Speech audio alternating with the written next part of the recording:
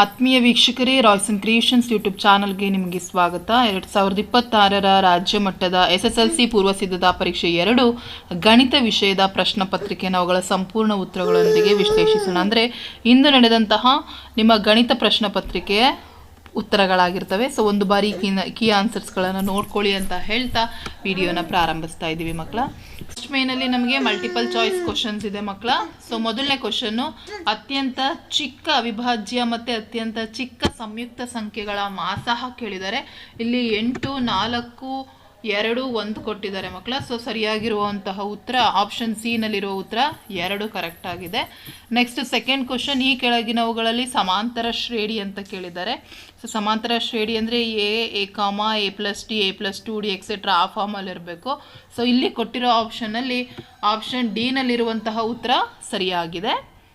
Next ಮೂರನೇ ಪ್ರಶ್ನೆ, P of X is equal to 2x³ plus 3x minus 11x² plus 6 ಈ ಬಹುಪದೋಕ್ತಿಯ ಮಹತ್ತಮ ಘಾತ ಕೇಳಿದ್ದಾರೆ ಮಕ್ಕಳ. ಸೊ ಇದರಲ್ಲಿ ಹೈಯೆಸ್ಟ್ ಡಿಗ್ರಿ ನೋಡಿ ಯಾವುದ್ರ ಘಾತ ಹೆಚ್ಚಾಗಿದೆ ಅದೇ ಮಹತ್ತಮ ಘಾತ. ಹಾಗಾಗಿ 3 option B is the right answer. Next ನಾಲ್ಕನೇ ಕ್ವಶನ್ನು, 2 ರೇಖಾತ್ಮಕ ಸಮೀಕರಣಗಳ ಜೋಡಿಯು ಅಸ್ಥಿರ ಜೋಡಿಯಾಗಿದ್ದರೆ ಈ ಸಮೀಕರಣಗಳನ್ನು ಪ್ರತಿನಿಧಿಸುವ ರೇಖೆಗಳು. ಸೊ ಅಸ್ಥಿರ ಜೋಡಿಗಳು ಅಂತ ಹೇಳಿದ್ರೆ ಮಕ್ಕಳ ಅವು ಸಮಾಂತರ ರೇಖೆಗಳಾಗಿರ್ತವೆ ಮಕ್ಕಳ. ಹಾಗಾಗಿ option A is the right answer, ಸಮಾಂತರ ರೇಖೆಗಳು. ನೆಕ್ಸ್ಟು ಐದನೇ ಕ್ವಶನ್, ಈ ಕೆಳಗಿನವುಗಳಲ್ಲಿ ವರ್ಗ ಸಮೀಕರಣ ಅಂತ ಕೇಳಿದ್ದಾರೆ.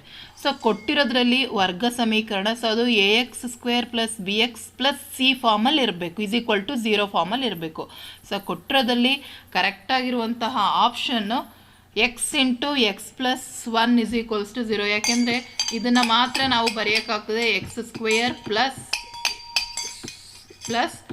x minus 0 plus R minus ಅಂತಲೇ ಹಾಕೋಬೋದು, +0 = 0. ಸೊ ಹಾಗಾಗಿ this is in the form. So option D is the right answer.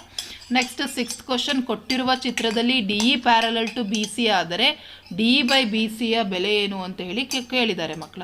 So ಇವೆರಡು ಪ್ಯಾರಲ್ ಅಂದರೆ ತೇಲ್ಸ್ನ ಪ್ರಮೇಯವನ್ನು ಹಾಕಿ 4/2 ತಗೊಳ್ಳಿ. ಸೊ DE/BC ಅಂತ ತೆಗೆದುಕೊಂಡ್ರೆ DE/BC = 4/6 ಆಗ್ತದೆ. So will get the value 2/3 ಆಗ್ತದೆ. ಹಾಗಾಗಿ option C is the right answer. Next seventh question, ಸಮನಾದ ತ್ರಿಜ್ಯವಿರುವಂತಹ ಗೋಳ ಮತ್ತು ಅರ್ಧಗೋಳಗಳ ಘನಫಲಗಳ ಅನುಪಾತವನ್ನು ಕೇಳಿದ್ದಾರೆ. ಸೊ ಸಮನಾದ ತ್ರಿಜ್ಯವುಳ್ಳ, ಸೊ ಬರ್ಕೊಳ್ಳಿ, ಗೋಳದ ಘನಫಲವನ್ನು ಬರ್ಕೊಳ್ಳೋಣ, 4πr³ ಆಗ್ತದೆ. ಅದೇ ರೀತಿ ಅರ್ಧಗೋಳದ ಘನಫಲ ಏನಾಗ್ತದೆ, 3/4πr³ ಆಗ್ತದೆ 2/3πr³ ಆಗ್ತದೆ. ಸೊ πr³ ಕ್ಯಾನ್ಸಲ್ ಆದರೆ ಉಳಿಯೋದು 4/3 / 2/3. ಸೊ 3 ಕ್ಯಾನ್ಸಲ್ ಆದರೆ ಉಳಿಯೋದು 4/2. ಸೊ ಹಾಗಾಗಿ ನಮಗೆ 2:1 ಅನುಪಾತ ಬರ್ತದೆ. ನೀವು ಇದನ್ನು ಇದು ಫಾರ್ಮುಲಾಸ್ ಬರ್ಕೊಬಿಟ್ಟು ನೀವು ಮಾಡಿದ್ರೆ ಬರ್ತದೆ. So 2:1 is the right answer. Eighth question, ಈ ಕೆಳಗಿನವುಗಳಲ್ಲಿ ಸರಿಯಾದ ಸಂಬಂಧ ಅಂತ ಹೇಳಿ ಕೇಳಿದ್ದಾರೆ. ಸೊ ಇಲ್ಲಿ 4 ಕೊಟ್ಟಿದ್ದಾರೆ. ಅದರಲ್ಲಿ ಸರಿಯಾಗಿರುವಂತಹ ಅನುಪಾತ sin² θ = 1 - cos² θ. Option B is the right answer. So ಇದಿಷ್ಟು ಮಾಡಿದ್ರೆ ನಿಮಗೆ ಪೂರ್ತಿ ಅಂಕಗಳು 8 ಅಂಕಗಳು ನಿಮಗೆ ಫಸ್ಟ್ ಮೇನಲ್ಲಿ ಸಿಗುತ್ತೆ. ನೆಕ್ಸ್ಟ್ ಸೆಕೆಂಡ್ ಮೇನ್, ಕೆಳಗಿನ ಪ್ರಶ್ನೆಗಳಿಗೆ ಉತ್ತರಿಸಿ. ಸೊ ಇಲ್ಲಿ 8 ಪ್ರಶ್ನೆಗಳಿರ್ತದೆ ಮಕ್ಕಳ. ಸೊ 9ನೇ ಪ್ರಶ್ನೆ, ಒಂದು ತರಗತಿಯಲ್ಲಿ ಹುಡುಗರ ಸಂಖ್ಯೆ x, ಹುಡುಗಿಯರ ಸಂಖ್ಯೆ y 2ರಷ್ಟಕ್ಕಿಂತ 1 ಹೆಚ್ಚಾಗಿದೆ. ಈ ಹೇಳಿಕೆಗೆ 2 ಚರಾಕ್ಷರವುಳ್ಳ ರೇಖಾತ್ಮಕ ಸಮೀಕರಣವನ್ನು ಬರೀರಿ. ಸೊ ಹುಡುಗರ ಸಂಖ್ಯೆ x ತಗೊಳ್ಳೋಣ, ಹುಡುಗಿಯರ ಸಂಖ್ಯೆ y ಅಂತ ತೆಗೆದುಕೊಳ್ಳೋಣ. ಅವ್ರು ಏನು ಕೇಳಿದ್ದಾರೆ ಮಕ್ಕಳ, ಹುಡುಗರ ಸಂಖ್ಯೆ ಹುಡುಗಿಯರ ಸಂಖ್ಯೆಗಿಂತ 2ರಷ್ಟು ಹೆಚ್ಚಾಗಿದೆ. So that means what happen, x, so ಇಲ್ಲಿ ಬರ್ಕೊಳ್ಳೋಣ ನೋಡಿ, x = 2x + 1 ಆಗ್ತದೆ. ಏಕೆಂದರೆ 2 ಪಟ್ಟು ಅಂತ ಕೊಟ್ಟಿದ್ದಾರೆ. ಹಾಗಾಗಿ 2y + 1. So x - 2y - 1. So ಈ ರೀತಿ ಸಮೀಕರಣವನ್ನು ಬರೆದ್ರೆ you will get 1 marks. Next 10ನೇ ಕ್ವಶನ್ನು, ಶೂನ್ಯತೆಗಳು ಆಲ್ಫಾ ಮತ್ತು ಬೀಟಾ ಆಗಿರುವ ಒಂದು ವರ್ಗ ಬಹುಪದೋಕ್ತಿಯನ್ನು ಬರೀಬೇಕು. ಸೊ ಒಂದು ವರ್ಗ ಬಹುಪದೋಕ್ತಿ ಅಂದರೆ easy, x² minus of alpha plus beta into X plus alpha beta. ಇದು ಜನರಲ್ ಫಾರ್ಮ್ ಆಗಿರ್ತದೆ. ನೆಕ್ಸ್ಟ್ ಸರಾಸರಿ 27 ಮತ್ತು ಮಧ್ಯಾಂಕ 33 ಆಗಿರುವಂತಹ ದತ್ತಾಂಶಗಳ ಬಹುಲಕವನ್ನು ಕಂಡುಹಿಡಿಯಬೇಕು. ಸೊ ನಮ್ಗೆ ಅದ್ರ ರಿಲೇಷನ್ಶಿಪ್ ಗೊತ್ತಿದೆ, 3 ಮಧ್ಯಾಂಕ ಇಸ್ ಈಕ್ವಲ್ ಟು 2 ಸರಾಸರಿ ಪ್ಲಸ್ ಬಹುಲಕ. ಸೊ ಏನೇನು ಕೊಟ್ಟಿದ್ದಾರೆ ನೋಡಿ, 3 × 33 so is equal to 2 × 27. So 2 × 27 plus ಬಹುಲಕ. ಸೊ ಬಹುಲಕವನ್ನೇ ನಾವು ಕಂಡುಹಿಡಬೇಕಾಗಿರುವಂಥದ್ದು. ಈ 2 × 33 ಇಸ್ ಈಕ್ವಲ್ ಟು 2 × 27 ಪ್ಲಸ್ ಬಹುಲಕ. ಸೊ ಬಹುಲಕ ನಮಗೆ 45 ಬರ್ತದೆ. ನೆಕ್ಸ್ಟ್ 12ನೇ ಪ್ರಶ್ನೆ, ಒಂದು ಸಮಾಂತರ ಶ್ರೇಣಿಯ 3ನೆಯ ಪದ 13 ಮತ್ತು 2ನೆಯ ಪದ 8 ಆದರೆ ಸಮಾಂತರ ಶ್ರೇಣಿಯ ಮೊದಲ ಪದವನ್ನು ಕಂಡುಹಿಡಿಯಿರಿ. ಸೊ ಈ ಕ್ವಶನ್ನು ಸಹ ನಿಮಗೆ ರಿಪೀಟೆಡ್ ಆಗಿ ಮಾಡೆಲ್ ಕ್ವಶನ್ ಪೇಪರಲ್ಲೇ ಕೇಳಿದರು ಮಕ್ಕಳ. So A3 13. ಸೊ ಅಲ್ಲಿಗೆ D is equals to A3 minus A2 ಮಾಡಿದ್ರೆ 5 ಬರ್ತದೆ. ಸಾಮಾನ್ಯ ವ್ಯತ್ಯಾಸ 5 ಆದರೆ ಮೊದಲನೇ ಪದ 8ಇಂದ 5ಅನ್ನು ಕಳೆದ್ರೆ 3 ಬರ್ತದೆ. ಹಾಗಾಗಿ ಮೊದಲನೇ ಪದ 3 ಆಗಿರುತ್ತೆ. ನೆಕ್ಸ್ಟ್ 13ನೇ ಪ್ರಶ್ನೆ, 2, 3 ಮತ್ತು 4, 7 ಬಿಂದುಗಳನ್ನು ಸೇರಿಸುವ ರೇಖಾಖಂಡದ ಮಧ್ಯ ಬಿಂದುವಿನ ನಿರ್ದೇಶಾಂಕವನ್ನು ಬರೆಯಿರಿ. ಸೊ ಮಧ್ಯ ಬಿಂದುವನ್ನು ಕಂಡುಹಿಡಲಿಕ್ಕೆ ಸೂತ್ರ ಇದೆ ಮಕ್ಕಳ, x1 + x2 divided by 2, y1 + y2 divided by 2. So ಈ ಫಾರ್ಮುಲಕ್ಕೆ ವ್ಯಾಲ್ಯೂಸ್ ಎಲ್ಲ ಸಬ್ಸ್ಟಿಟ್ಯೂಟ್ ಮಾಡಿದ್ರೆ will get the answer 3, 5. So 3, 5 ಬಂದಿದ್ರೆ you will get 1 marks. Next 14th question, ಒಂದು ಪೆಟ್ಟಿಗೆಯಲ್ಲಿ 50 ಪೆನ್ನುಗಳಿವೆ. ಅವುಗಳಲ್ಲಿ 2 ಪೆನ್ನುಗಳನ್ನು ದೋಷಪೂರಿತವಾಗಿವೆ. ಆ ಪೆಟ್ಟಿಗೆಯಿಂದ ಒಂದು ಪೆನ್ನನ್ನು ಯಾದೃಚ್ಛಿಕವಾಗಿ ಹೊರತೆಗೆಯಲಾಗಿದೆ. ಹೊರತೆಗೆದ ಪೆನ್ನು ದೋಷಪೂರಿತವಾಗಿರುವ ಸಂಭವನೀಯತೆಯನ್ನು ಕಂಡು ಹಿಡಿಯಿರಿ ಅಂತ ಹೇಳಿ ಕೇಳಿದ್ದಾರೆ ಮಕ್ಕಳ. ಸೊ ಈಸಿ ಇದೆ ಮಕ್ಕಳ. ಟೋಟಲ್ ಸ್ಯಾಂಪ್ಲಿಂಗ್ N(s) 50 ಇದೆ. ಸೊ ಅದರಲ್ಲಿ ಎ ಎಷ್ಟು ಬರ್ತದೆ, N(a) 2 ಬರ್ತದೆ. ಹಾಗಾಗಿ P(e) is equals to N(a) by N(s). So will get 1 divided by 25 ಅಥವಾ 2/50 ಬರೆದ್ರು ನಿಮಗೆ ಅಂಕ ಸಿಗುತ್ತೆ.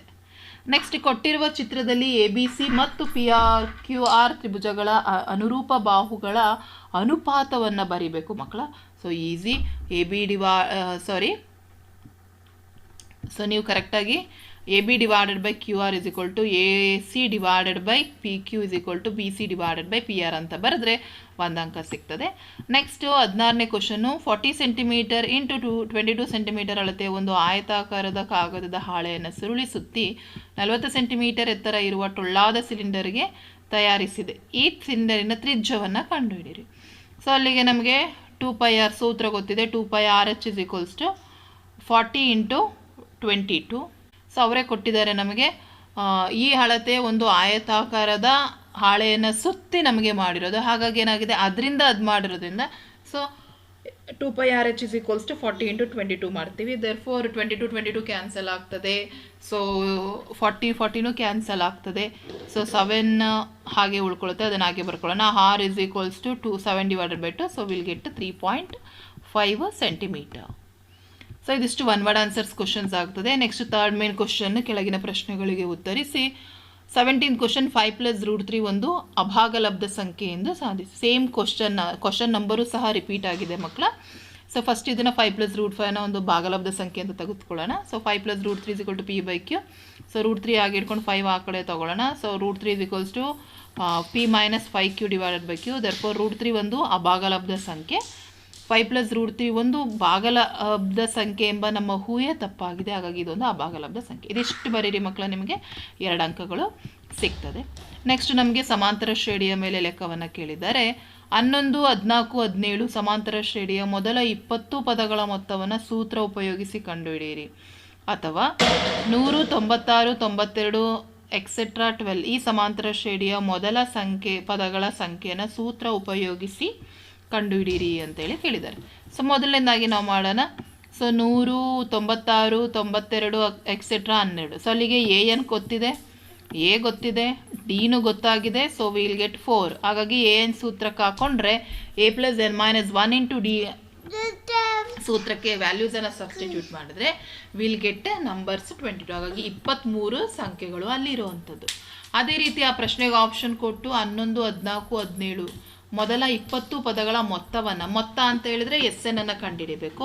ಸೊ ಅಲ್ಲಿಗೆ ನನಗೆ A ಗೊತ್ತಿದೆ ಮಕ್ಕಳ 11, D A2 - A1 ಮಾಡಿ 3 ಬರ್ತದೆ, N 20 ಬರ್ತದೆ. ಸೊ SN ಫಾರ್ಮುಲಕ್ಕೆ ಹಾಕೋಣ, N/2 × 2A + n - 1 × D.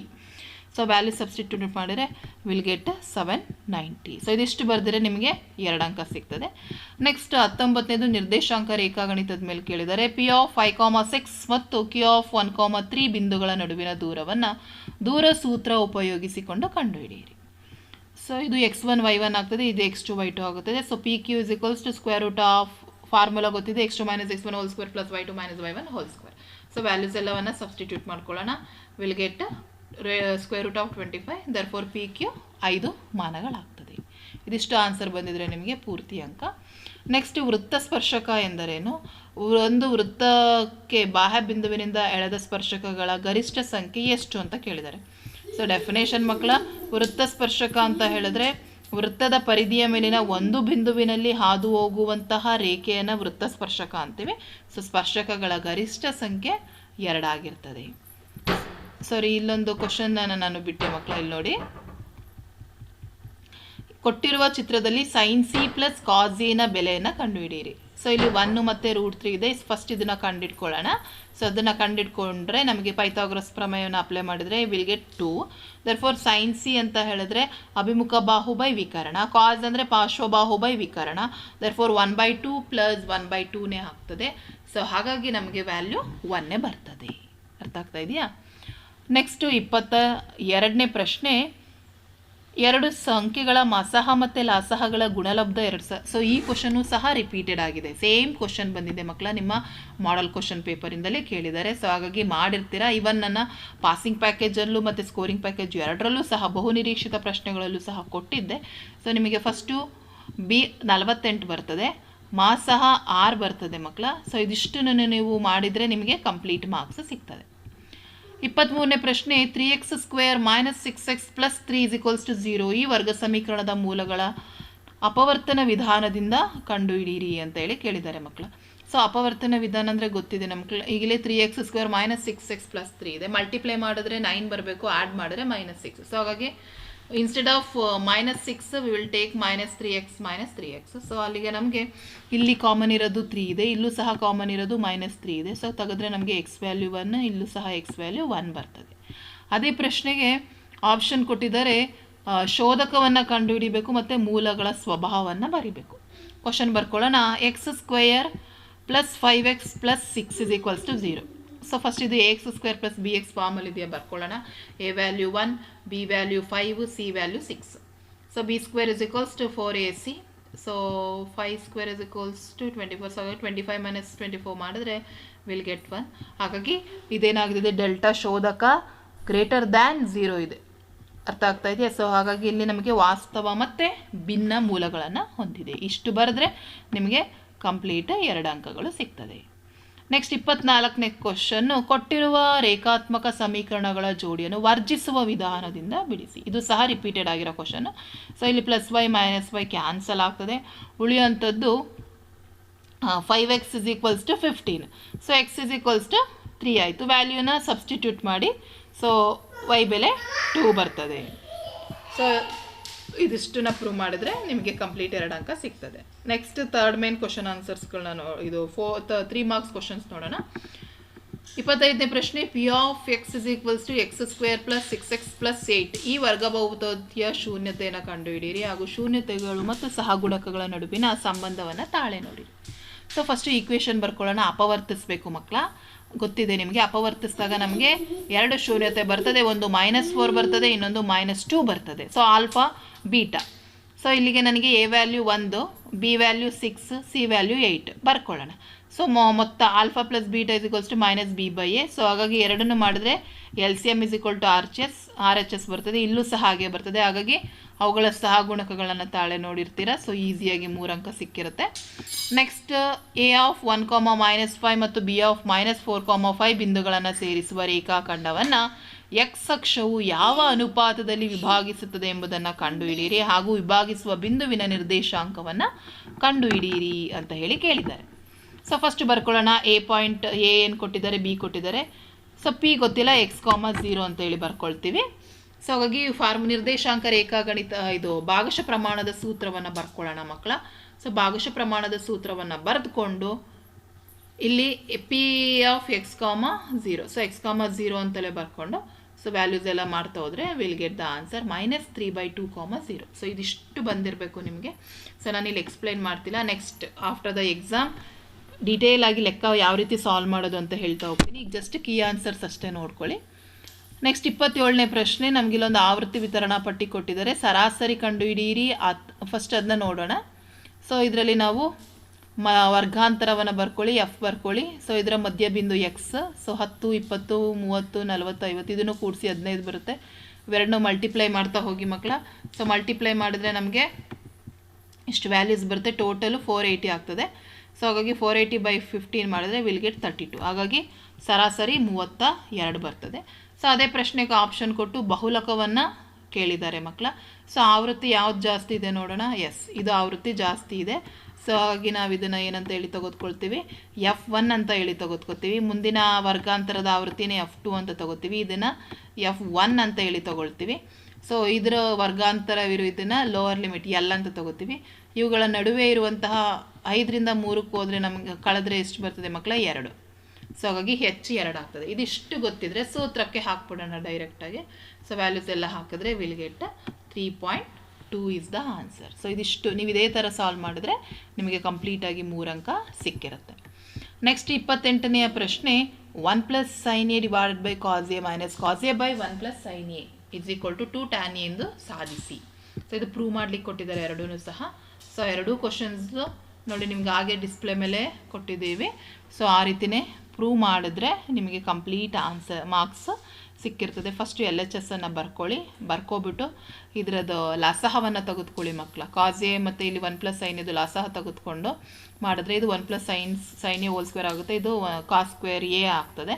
So ಸೂತ್ರಕ್ಕೆ ಹಾಕ್ಕೊಂಡು ನೀವು ಇದು ಸಾಲ್ವ್ ಮಾಡ್ಬೋದು. ಅಲ್ಲಿ 1 + sin² A + 2 sin A - 1 + sin² A ಆಗ್ತದೆ. ಸೊ